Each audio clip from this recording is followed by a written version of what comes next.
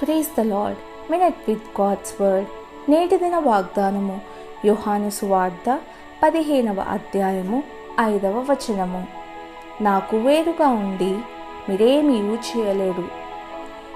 యేసు ప్రభువు నాకు వేరుగా ఉండి మీరేమీ చేయలేరని చెబుతున్నాడు.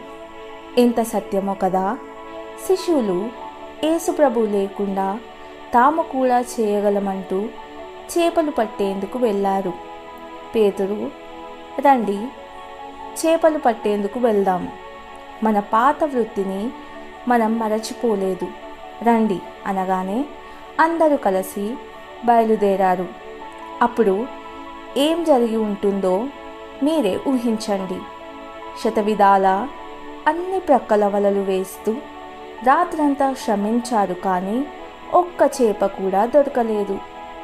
ఉదయమే యేసు ప్రభు వచ్చి దోణ కుడి ప్రక్కన వల వేయమని చెప్పాడు. ఇంకేముంది, వల నిండా చేపలే.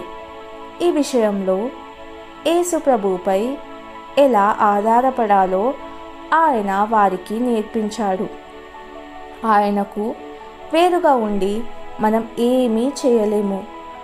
ఆయన ద్వారానే అన్నీ మనకు సాధ్యం. ప్రార్థన.